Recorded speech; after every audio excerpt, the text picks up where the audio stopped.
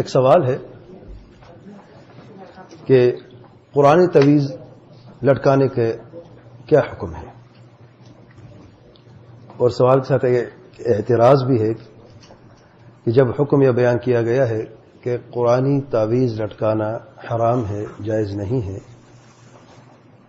تو یہ کہا گیا کہ یہ نہ کہو کہ حرام ہے بلکہ یہ کہو کہ شرک ہے، کیونکہ اللہ کے پیارے پیغمبر صلی اللہ علیہ وسلم نے یہ فرمایا ہے من تعلق تمیمۃ فقد اشرک، جس نے تعویذ لٹکایا اس نے شرک کیا۔ اور اللہ تعالیٰ کے پیارے پیغمبر صلی اللہ علیہ وسلم نے یہاں پر کوئی تخصیص نہیں کی، لفظ عام ہے، اور قاعدہ شرعیہ یہ ہے کہ جو عام ہے وہ اپنے عموم پر باقی رہتے جب تک کہ کوئی تخصیص کی دوسری دلیل نہیں آتی۔ یہاں پر آپ لوگوں نے اپنی مرضی کرتے ہوئے اس عموم سے قرآنی تعویذ کو نکال دیا ہے۔ اس کے جواب یہ ہے، پہلے نمبر پہ اللہ تعالیٰ کے پیارے پیغمبر صلی اللہ علیہ وسلم فرمائے تھے من تعلق تمیمۃ فقد اشرک، واضح حدیث ہے، واضح الفاظ ہیں کہ جس نے کوئی بھی تعویذ لٹکایا ہے گویا اس نے شرک کیا ہے۔ زمانے جاہلیت میں جو تعویذ لٹکائے جاتے تھے ان میں قرآن مجید نہیں تھا، اور لوگوں کے دل ان سے جڑ چکے تھے، اور آپ صلی اللہ علیہ وسلم کے زمانے میں بھی قرآنی تعویذ لٹکانے کے کوئی وجود نہیں تھا۔ یہ سمجھ لیں بات، آپ صلی اللہ علیہ وسلم کے زمانے میں قرآنی تعویذ لٹکانے کا وجود نہیں تھا۔ جو تعویذ لٹکایا جاتا تھا اس زمانے میں وہ وہی تعویذ تھے جو شرک تھے مکمل طور پہ، جو دور جاہلیت کے زمانے سے چلے آ رہے تھے، چاہے وہ سپی کی شکل میں ہو، چاہے وہ کالے دھاگے کی شکل میں ہو، چاہے وہ کچھ اس میں کوئی شرک کے الفاظ ہوں، چاہے کاغذ کا ٹکڑا ہو باندھ کے لٹکا دیا ہو جس سے دل جڑ چکا ہو کہ اس نے مجھے، یعنی ایک ذریعہ ہے، ایک سبب ہے جو مجھے بلاؤں سے بچائے گا، اس طریقے سے عقیدہ رکھنا۔ تو آپ صلی اللہ علیہ وسلم نے فرمایا ہے من تعلق تمیمۃ فقد اشرک۔ دوسری بات، قرآن مجید اللہ تعالیٰ کی صفت ہے، قرآن مجید اللہ تعالیٰ کی صفت ہے، اور اللہ تعالیٰ کی صفت کسی صورت میں شرک نہیں ہو سکتی، یہ ہمارا ایمان ہے۔ مسئلہ سمجھ آ رہا ہے کہ نہیں آ رہا؟ قرآنی تعویذ لٹکانا جائز نہیں ہے، اگرچہ بعض لوگوں نے کہا کہ جائز ہے۔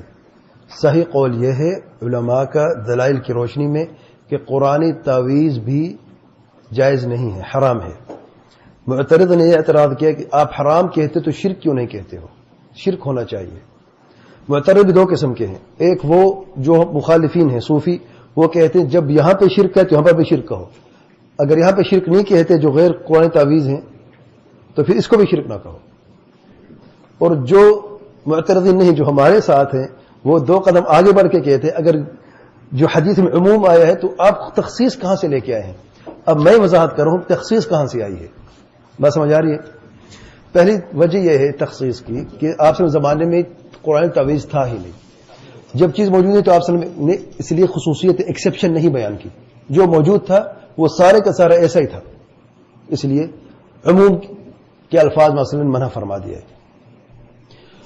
اور پھر دوسری وجہ یہ ہے کہ قرآن اللہ تعالیٰ کی صفت ہے، اللہ تعالیٰ کی کلام ہے، مخلوق نہیں ہے، سمجھیں، قرآن اللہ تعالیٰ کی صفت ہے، جیسے کہ اللہ تعالیٰ کا شایان نشان ہے۔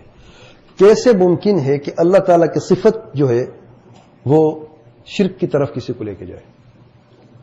تو قرآن مجید اگرچہ طریقہ غلط ہے، قرآن مجید اس لیے نازل نہیں ہوا کہ اسے لٹکایا جائے، اس لیے جن علماء نے کہا کہ حرام، ان کے پاس یہی دلائل ہے، اور ان کا قول درست ہے کہ قرآن مجید سے نہیں نازل کیا گیا اسے لٹکایا جائے۔ بعض اوقات انسان کسی ایسی جگہ پہ جاتا ہے جہاں پر یعنی اللہ کے کلام نہیں لے کے جا سکتا، بعض لوگ تعویذ لٹکائے ہی اندر چلے جاتے ہیں باتھ رومز میں، یا جنابت کی حالت ہوتی، تو دیگر وجوہات جن کی وجہ سے قرآن تعویذ لٹکانا بھی جائز نہیں ہے، لیکن یہ کہنا کہ شرک ہے بات درست نہیں ہے۔ تو دوسری بات یہ ہے کہ اللہ تعالیٰ کی کلام ہے، اور تیسری بات بعض سلف سے یہ ثابت ہے کہ وہ قرآن مجید کو بچوں گلے میں لٹکاتے تھے، تختی لے کے اسے لٹکا دیا کرتے تھے. وہ یہیں سے غلط فہمی ہوئی ہے اس گروہ کو جو کہتا ہے کہ قرآن طویز لٹکانا جائز ہے. سید عبداللہ بن عمرو بن العاص رضی اللہ عنہما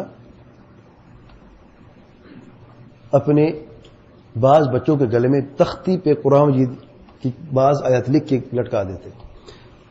تو جو گروہ کہتا ہے کہ قرآن طویز جائز ہے وہ یہ ثبوت پیش کرتا ہے. اگرچہ میں یہ گزارش کرتا ہوں اور وہ علماء بھی یہی کہتے ہیں جو کہتے کہ جائز نہیں ہے کہ تعویذ کبھی تختی کی شکل میں نہیں ہوتا. اور یہ نہ کہ اس زمانے میں جلد کے ٹکڑے نہیں تھے یا ورق کے ٹکڑے نہیں تھے، جلد کے ٹکڑے موجود تھے اور چھوٹے سے لفظوں میں لکھا جا سکتا تھا. اگر اس تختی سے مراد تعویذ ہوتا تو بچے کے گلے میں اتنی بڑی تختی لٹکانے کے کیا فائدہ؟ تختی سے لٹکایا کرتے تھے تاکہ بچہ قرآن مجید پڑھے اور اسے یاد رہے. اس کے گلے میں چلتے پھرتے قرآن دیکھتا ہے. اور یہ ثبوت ملتا ہے کہ سلف اپنے بچوں کو جب تعلیم دیتے قرآن مجید کی تو اہتمام کتنا کرتے کہ ہر وقت بچہ قرآن سے جڑا رہے. اور بچے جب بیٹھا ہے لیٹا ہے تو قرآن مجید کی تختی کو دیکھتے ہیں اور پڑھ لیتا ہے، اسے یاد کر لیتا ہے. تو قرآن تعویذ شرک نہیں ہے. اور پھر چوتھی وجہ جو ہے شرک کی تعریف کیا ہے. اگر تعریف سمجھ لیں شرک کی تو پھر بات آسان ہو جاتی ہے. اور جب ہم شرک کی بات کرتے ہیں تو یاد رکھیں من تعلق تمیم فقد اشرک میں ایک یہ بھی علم بات جان لیں. یہاں پہ شرک جو ہے مطلقاً بیان کی، یہ نہیں بیان کہ اکبر ہے اصغر ہے. بنیادی طور پر تعویذ لٹکانا شرک اصغر ہے، کیونکہ لٹکانے والا مسلمان جب تعویذ لٹکاتا ہے وہ یہ تصور کرتے ہیں، عقیدہ ہوتا ہے کہ یہ تعویذ جو ہے ذریعہ ہے نجات کا، سبب ہے.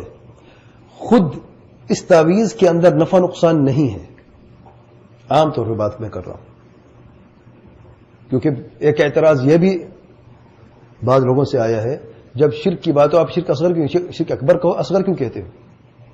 جب آپ صلی اللہ علیہ وسلم نے یہی نہیں تعین کیا آپ کیوں کرتے ہو؟ اس لیے کہ شرک اکبر کی تعریف یہ ہے کہ کسی کو اللہ تعالیٰ کے برابر کر دینا.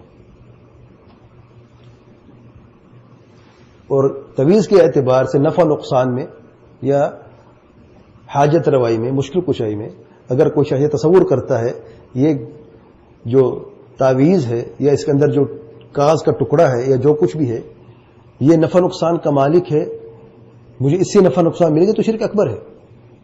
اور اگر یہ عقیدہ نہیں ہے اور عقیدہ یہ ہے کہ یہ ذریعہ ہے نجات کا اور حقیقتاً یہ سبب ہے نجات کا، اور حقیقت مشکل کشا اللہ تعالیٰ ہے، نفع نقصان صرف اللہ تعالیٰ کے ہاتھ میں ہے، لیکن یہ ایک ذریعہ ہے، یہ شرک اصغر ہے.